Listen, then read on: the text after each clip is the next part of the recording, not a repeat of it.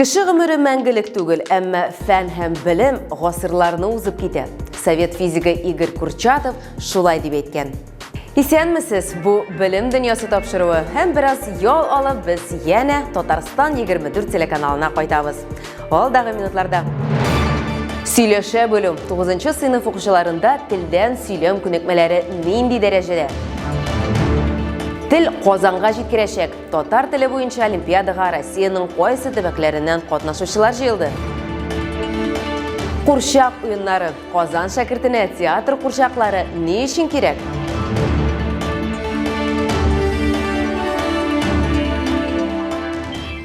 Тәмле яңалыктан башлап җибәрик әле. Безнең программа Мәгариф турында дигән бөтен Россия бәйге финалисты булды. Білім дөньясы тапшыруы Мәгариф турында иң яхшы яңалыклар материалы номинациясендә 2нче урынны алды. Безнең өчен бу бүләкнең әһмияте зур, чөнки иң яхшыларының беренче рәтендә безнең коллегалар ТАСС федераль мәгълүмат агентлыгы. Быел конкурста катнашырга дип Россиянең 72 төбәгеннән 827 теләүче булды. Күбесенчә эшләр Свердловск, Белгород, Мәскәү өлкәләре һәм Мәскәүнең үзеннән җибәрелде. Җиңүчеләр һәм финалистлар исемнәре Мәскәүдә бүләкләү тантанасында игълан ителде. Кадерле тамашачылар, берничә ел дәвамында безнең белән булуыгыз өчен без сезгә бик рәхмәтле. Татарстанда 37,009 сыйныф укучылары өчен рус теле буенча йомгаклау әңгәмәләре үткәрелде. Бу 9-нчы сыйныфны тәмамлаганнан соң балаларга төп дәүләт имтиханына керү өчен кирәк. Педагоглар телдән сөйләм күнекмәләрен тикшерә. Эшне башкаруга катнашучыларга 15-16 минут вакыт бирелә. Әңгәмә 1200 мәктәптә үткәрелде. Катнашучы 10 һәм аннан артык балл җыярга тиеш. Шунысын да билгеләп үтәргә кирәк. Башка күп кенә нәтиҗәләрдән һәм имтиханнардан аермалы буларак, бу әңгәмә сроксыз гамәлдә. Әңгәмәне үтә алмаганнары нәрсә эшләргә тиеш? Бу хакта алга таба. Маленький Володя учился плавать в деревне у бабушки. Тогда он не имел особых навыков.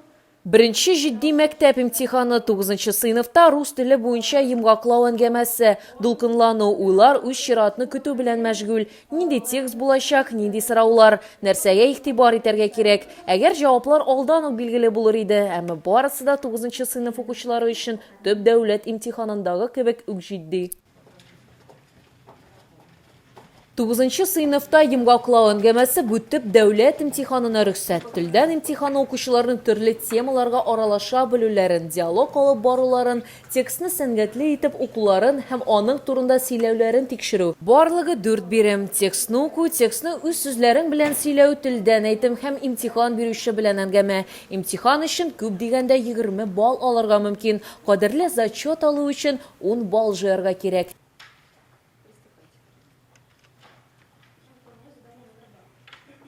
2 минут айрым әзерлек кычкырып уку өчен һәм текстны үз сүзләрең белән сөйләү өчен бирелә. 1 минут телдән әйтемгә әзерлек. Монда сайлау мөмкинлеге бирелә. Беренче эләге сурәтне тасвирлау, икенче тормыш тәҗрибәсе нигезендә хикәя, өченчесе бирелгән сорауга фикерләү. Имтиханга барлыгы 15 минут вакыт бирелә. Для ребят подготовлен определенный зал ожидания. Балалар өчен билгеләүче бер көтү зал әзерләнгән. Анда алар исемлекләрдә үз фамилияләрен, исемен, атасының исемен һәм йомгаклау әңгәмәнең аудитория номерын күрә алалар. Быел аз гына яңалык бар. Һәр чыгарылыш сыйныф укучысына шәхси бит әзерләнгән. Анда чыгарылыш сыйныф укучысы биргән әңгәмәнең йомгаклау балл куела. Имтихан көнендә Казанның 179-нчы мәктәбендә 9-нчы сыйныфтан 140 укучы имтихан бирде. Алар өчен 10 аудитория әзерләнгән иде. Әңгәмәне тапшыру процессын җәмәгать күзәтүчесе ул имтихан бирүченең әти-әнисе күзәтеп торды. Аның вазифасына телдән имтихан үткәрү тәртибен тикшерүдә тоту керде. В мои обязанности входит наблюдать. Минем вазифама тәртип артыннан күзәтергә керә. Нигездә барысы да искиткеч уза. Балалар әзерләнгән, үз кабинеты янында тыныч кына көтеп торалар. Барысы да әйбәт. Җәмәгать күзәтүче һәм 9-нчы сыйныф укучының ата-анасы сүзләренә караганда, имтиханга әзерлек өчен барлык түгәрәкләрне гамәлдән чыгарырга һәм вакытны укуга багышларга туры килде. Әмма хезмәте каты, җимеше татлы әйтмешли. Тырыш хезмәт нәтиҗәсендә күп укучылар өчен имтихан алар көткәннән җиңелрәк үтте. Да, было даже проще, Әйе, мин моны күз алдыма китерүгә караганда җиңелрәк тә булып чыкты. Кайбер вариантлар интернетта күпкә катлаулырак иде. Катлаулырак текст, рәсемнәр, монолог, ә монда барысы шактый гади иде. Иң мөһиме укучылар үзләре билгеләп үткәнчә борчылмаска чөнки имтихан чираттагы сынау гына, ә биремнәр бары тик жыйнаклык һәм игътибар таләп итәләр. Казанның 179 номерлы гимназиясының рус теле һәм әдәбият укытучысы Наталья Хиврич билгеләп үткәнчә балаларда дулкынлану сизелә, әмма җитди әзерлек аркасында укучылар барлык биремнәрне дә уңышлы үтәләр. Я единственное, чем хочу поделиться, это... Мин бердән бер нәрсә белән уртаклашырга телим. Бу беренче чиратта психологик яктан әзерләнергә киңәш итү. Чөнки балалар бу биремнәрне үтәргә сәләтле, алар әзер. Тик кайчак гына менә бу дулкынлану шулай чагыла. Алар хәтта кайчакта үз биремдәге сорауларны яки калкучы ярдәмне дә ишетмиләр. Бу дулкынлану белән тыеп калырга алмыйлар. Кирәкле җавапка көйләнә алмыйлар. Шуңа күрә күбрәк күнекмәләр кирәк. Имтихан көнендә үз хис-тойгыларыңны ышаныр өчен. Җитди сәбәпләр аркасында имтиханда катнашмаган яки низачет алган укучылар өчен резерв көннәр билгеләнгән 9 март һәм 16 май. Быел Татарстан Республикасы буенча йомгаклау әңгәмәсен 37 мең укучы тапшырды. Казанда татар теле һәм әдәбияты буенча төбәк-ара олимпиада узды. Ярышларда Россиянең 21 регионыннан 150дән артык мәктәп укучысы катнашты. Олимпиада татар теленең абруен күтәрү максатыннан гына чыкмый, төбәкләр арасында элемтәләрне җайга салу, алга таба хезмәттәшлек итү өчен мөмкинлекләр дә, башка төбәкләрдән килгән педагоглар һәм укучылар белем бирү процессында практик яктан да ярдәм ала. Язма олимпиададан тыш нәфис сүз бәйгесе дә узды. Быел ул Муса Җәлилгә Маапит дәфтәрләре шигырьләр циклы өчен Ленин премиясе бирүлегә 65 ел тулуга багышланган иде. Интеллектуаль турнирның ничек узганын Надия Кадимова сөйләр. Кулыма ак кәгазь һәм каләм алганнан соң күңелемдә җиңелчә генә дулкынлану хисе барлыкка килде. Юкка гына да түгел, нәкъ менә бүген татар теле һәм әдәбиятыннан олимпиадалар башланып китте. 21 төбәктән килгән укучылар 2 көнлек олимпиадада катнашачак. Беренче көне аның язма эшләр белән бәйле булса, икенче көне иҗатка багышланган. Залда калфа кигән кызлар, түбәтәйдән утырган егетләр сәхнәдә сөйләгән шигырьнең геройлары. Рәсәйнең төрле регионнарыннан килгән 155 укучы кайда яшәвенә карамастан туган телендә камил сөйләшә алуның ачык мисалы. Татарстан мәгариф һәм фән министрының урынбасары Минзәлия Закирова катнашучыларга карап, төбәкләрдә дә тирән, излекле һәм эчтәлекле эш алып барыла икәненә инанып, калатланып китәбез ди. Безнең төбәк-ара олимпиадага һәр елны 27-30 регионнан укучыларыбыз килә. 2016 елны без бу төбәк-ара олимпиаданы беренче тапкыр уздырдык. Ул елны безнең 16 төбәктән генә балалар килгән булса, һәр елны безнең географиясы да арта, укучылар саныбыз да арта. Быел инде төбәк-ара олимпиадага 20 төбәктән укучыларыбыз килде. 7 төбәк эпидемиологик ситуация карап инде 7 төбәк безнең олимпиадада дистант катнашалар. Биремнәрне шишкәннән соң укучыларны Казан буенча экскурсия, спектакль карау, язучылар белән очрашулар көтә. Рәт-рәт булып сузылган парта артларында 8нче сыйныфтан алып 11нче сыйныфка кадәр укучылар татар теленнән һәм әдәбиятыннан биремнәр шишә. Олимпиаданың ачылу тантанасында үз шигырен сөйләгән Артур Фәритов мәсәлән, киләчәген дә татар теле белән бәйләргә тели.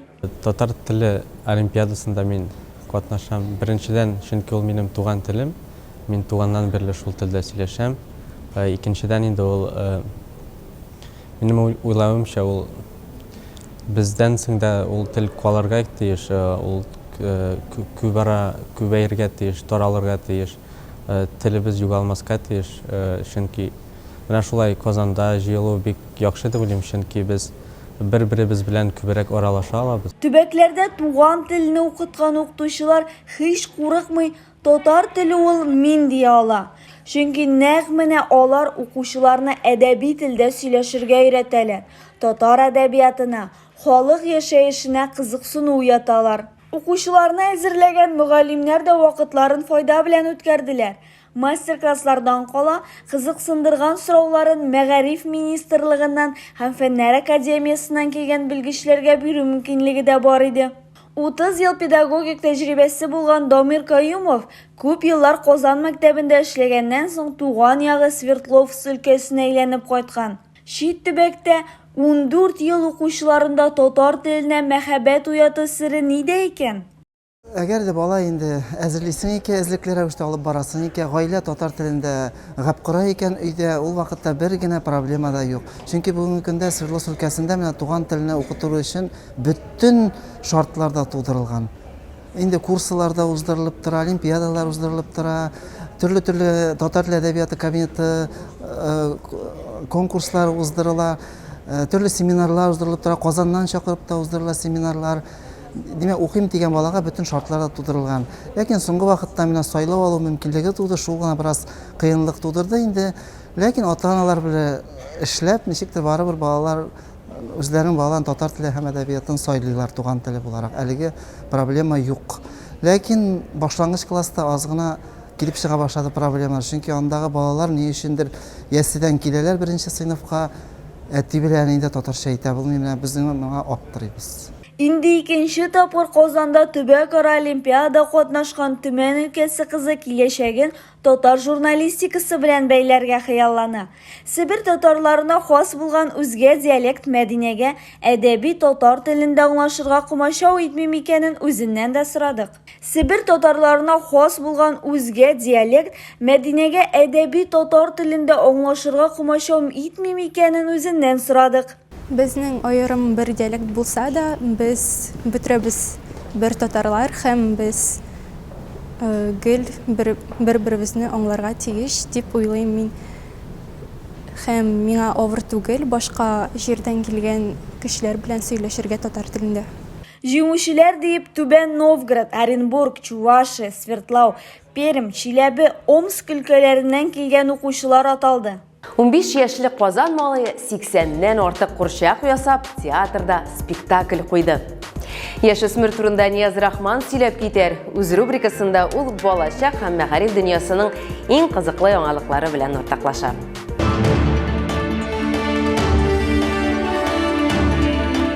Исәнмесез, кыска вакытлы тәнәфестән соң без кабаттан сезнең белән кызыклы тәнәфес сәхифәсендә сагынырга өлгергәнсездер дип уйлыйм. Интернеттагы иң кызыклы яңалыклар белән сезне алдагы минутларда таныштырырбыз. Казанда яшәүче 15 яшьлек Илья Салин турында инде күпләрегез ишеткәндер дә. Ул бер үзе 80-гә якын курчак ясаган. Ул гына түгел, хәтта әкият театрында Щелкунчик спектаклендә куя. Бакса, малайның курчаклар ясау, киемнәр тегү белән шөгыльләнүе кечкенәдән барлыкка килгән икән. Моны күргән әтиян исе аны махсус түгәрәккә илтә. Анда исе малай тагында яңа эшләргә өйрәнә һәм хәтта үзенең курчаклары белән сәхнәгә чыга. Илья курчаклар ясау буенча мастер-класслар да бирә башлаган. Чын талантның чыгышын сез дә карап китегез әле. Я этим уже занимаюсь 8 лет, то есть половину своей и творческой, и простой жизни. Вот. В детстве я вообще очень много делал различных поделок, всякие самоделки, с бумаги мы с бабушкой много клеили. Илья курчаклар белән мавыккан арада Бөекбританияда роботлар шаккаттыра башлаган. Америка компаниясе ясаган бу машинаның хис-тойгыларын ачыклау өчен белгечләр аның питенә таба төрле хәрәкәтләр ясый. Борынна кагыла. Тик бу роботка охшамый һәм кешенең кулын тотып кала. Имеш, минем шәхси территорияма керәсе булма. Эшләр булай дәвам итсә, чыннан да машиналар кеше шикелле уйлый, сөйләшә һәм хәтта үзләренең яклау өчен көч тә куллануы мөмкин. Бу атнада менә шулар иде. Очрашырбыз. Сау булыгыз.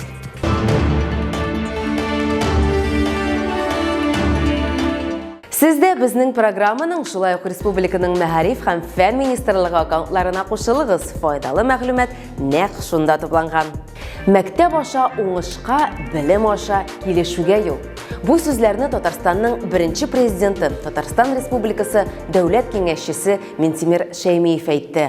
Аның белән килешми булдыра алмыйбыз, чөнки мәктәп ул тормышыбызда булган бар яңаны дөньяга озатучы. Сау булыгыз.